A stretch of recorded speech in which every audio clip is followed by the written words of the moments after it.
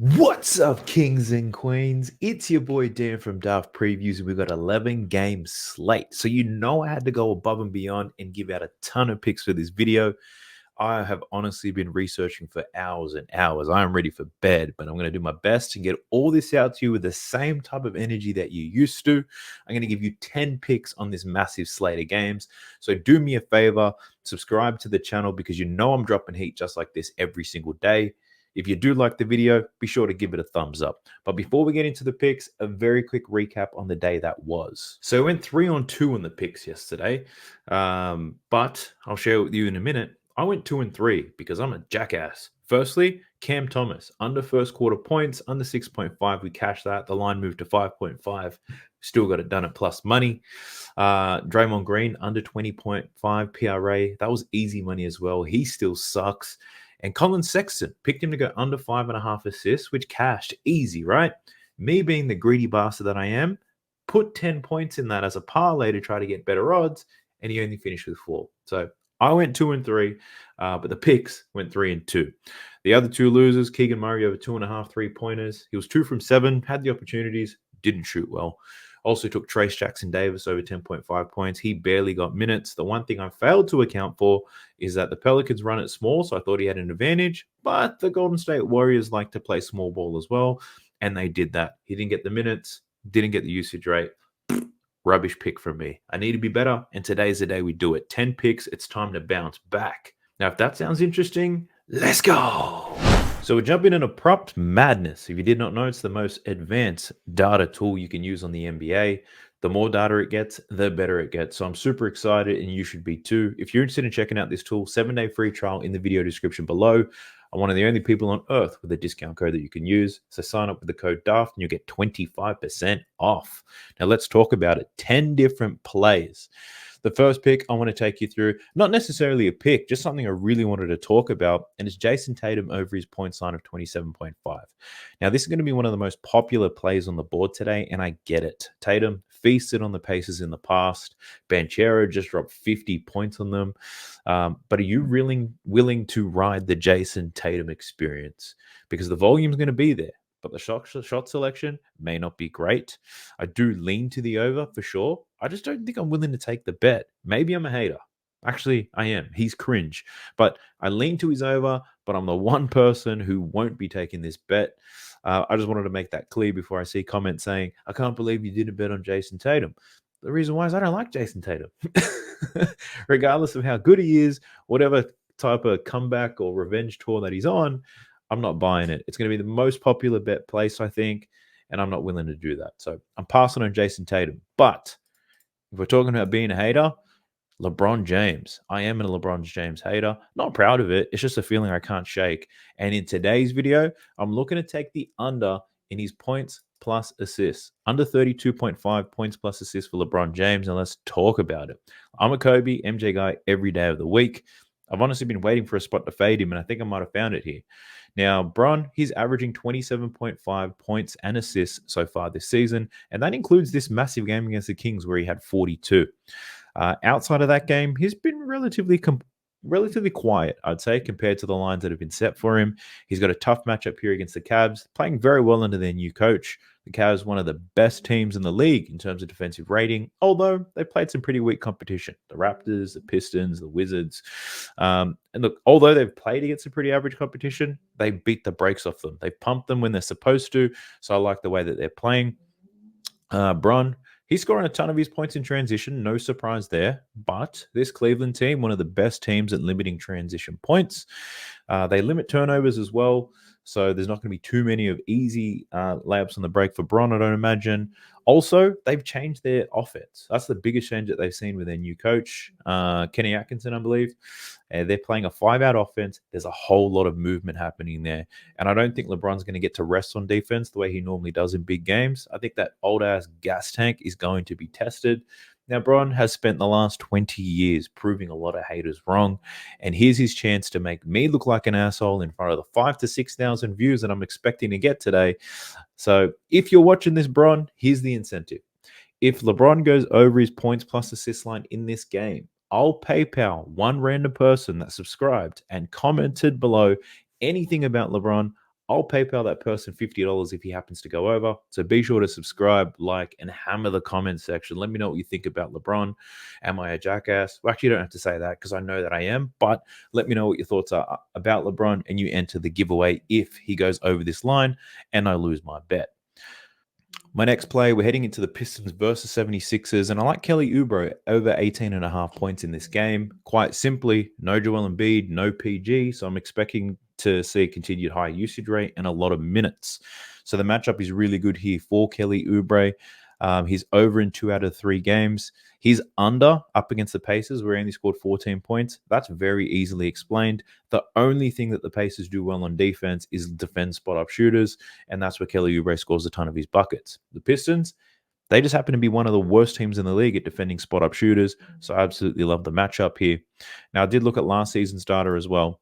And if we take it last season's data, where he plays, he's playing about 30, 33 minutes a night. But if we're going to be conservative and set the filters between 25 and 40, in the games where he plays between 25 and 40 minutes, where he attempts at least 15 shot attempts, he's averaging more than that, but we're trying to be conservative here.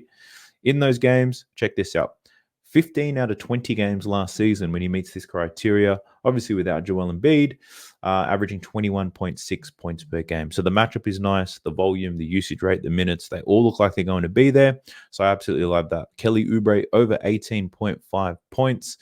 The next play, not as sexy, not as exciting, and it doesn't require any filters. Taking the under for Tim Hardaway Jr., under 5.5 rebounds plus assists. If you just take a look at it, been terrible this year. 2.8 rebounds and assists per game, despite getting an increase in his minutes in this new team. He's up against the 76ers, who allow the 6th fewest assists and the 6th fewest rebounds this season. He's on a team with 2 ball-dominant guards who also rebound and pass the ball better. Jalen Duren's down there. He'll be scooping up shit. If Tim Hardaway is likely to touch the ball, he's going to shoot it. So I love the under here for his rebounds and assists. I think that line's set way too high. Jumping into the next game now, we're looking at the Atlanta Hawks versus the Washington Wizards. Now, these guys just played each other. And this was the game where I said, pick Jordan Poole for 3 3-pointers and then also bet on him for 5. That all cashed. Now, am I running back Jordan Poole in this game? Absolutely not. What I'm betting on in this game is Bilal Coulibaly, and I'm looking at over 14.5 points. Now, he's covered this line in 2 out of 3 games this season, averaging 16 points per game. He just played the Atlanta Hawks and scored 17 points against them. Now, what I love about this play is he scored most of this in the second half. So Jordan Poole destroyed the Atlanta Hawks in the first half. They made some changes to their defense in the second half and made a point to run him off screens. They went over screens. So run him off the 3-point line. My apologies.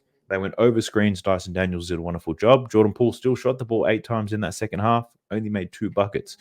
What we did see in that second half, though, is Bilal Coulibaly, Kuzma, and Kispert, they took the majority of the shots in the second half, and this is where he did most of his damage. He took 12 shots in that game. 10 of them came in the second half. What was also happening is that Coulibaly, extremely aggressive attacking the rim, and that's because Trae Young's his primary defender. They were leaving him wide open, daring him to shoot, and he wasn't afraid to do so. So Bilal Coulibaly, he was letting that thing fly. He shot 1 from 5 in that game. He's shown some capability. He was 4 for 9 in the last game against Cleveland. They're going to leave him wide open again, and I expect him to take advantage of the matchup. He's going to play big minutes. The pace of the game is going to be super high, and I think he's going to get the volume of shots that we need to get him to cover. So do you like that? Bilal Coulibaly over 14.5 points. And my next play in this game is on Trae Young, and I can't believe I'm about to say this, but I'm looking at Trae Young over 3.5 rebounds. I never thought in my life I would ever bet on Trae Young to get rebounds, but you can see it for yourself. The man's been rebounding like a machine this season, averaging 5.5 rebounds. He's covered this in 3 out of 4 games. Now, the reason why I like this play, partly because he got 8 rebounds in the last game, which forced me to investigate how and why this happened. That's when I started to notice that in every defensive set, Trae Young is defending Bilal Coulibaly, who tends to sit in the corner. Trae Young is leaving him wide open. He's sitting in the short corner, and he's getting so many defensive rebounds.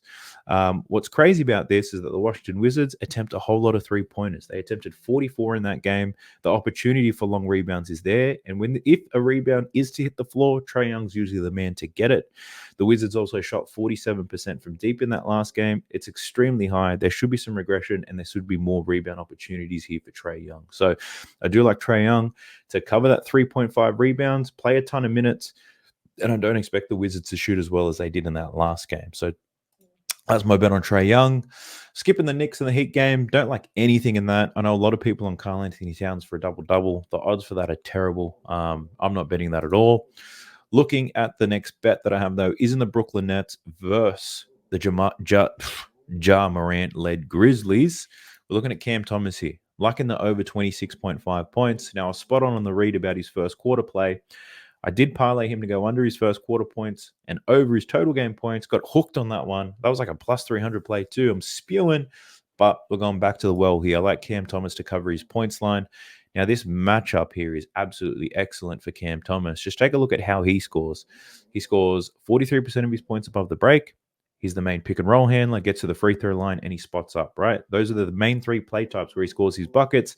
And you can see here that this team, the Grizzlies, not good at defending any of those. If we look at the shot zones, the Grizzlies, the second worst team at defending above the break. And that's where Cam Thomas does all of his work. So the matchup here for Cam Thomas is excellent. Now, you know who else sucks at defending these play types and defending this area of the floor? The Atlanta Hawks and the Milwaukee Bucks. Both of these teams, Cam Thomas dropped 30 points on. The matchup against Orlando and Denver was always going to be difficult for him. But this match made in heaven. What I also like about this play for Cam Thomas is that the pace is going to be crazy high. The Grizzlies playing at the second fastest pace in the league. There's a reason why everybody plays 20 minutes on that team. It's because they're sprinting up and down the court like wildfire. So I like Cam Thomas here in a frenetic game. He should get a lot of shot volume in an ideal matchup. I honestly thinking about playing him for 30, but I do like Cam Thomas over 26.5. Give me that. Someone else that I like in this game is for Ben Simmons. I like his over 11.5 rebounds and assists. Now, he's covered this in 2 out of the 3 games. He's averaging 11.3 per game. The 2 games he did cover, Atlanta 13, Milwaukee 12. I just spoke about the matchup there with Cam Thomas. Very much the same for Ben Simmons. He's got a pretty good matchup here because the Grizzlies defend the paint very well. Which means Ben Simmons, he doesn't want to shoot the ball anyway, but he's less likely to shoot. But they don't defend the three-point line very well. So there's going to be a lot of three-point opportunities here for the Nets. Ben Simmons, there'll be a lot of driving, kicking. There'll be a lot of handoffs into some three-point shots. So I like Ben Simmons to rack up the assists. And if we're talking about rebounds, this Memphis Grizzlies team, given the pace that they play, they allow the most rebounds in the league right now. So the pace is high. They give up a lot of threes. They give up a lot of rebounds. All of that sings to a high usage rate here for Ben Simmons when it comes to rebounds and assists.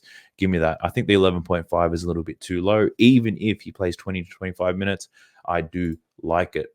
My next play, we're looking at the Spurs, and you would not believe me if I told you what I'm about to do, but we're looking at Julian Champagnie. And I like his over 1.53 pointers made.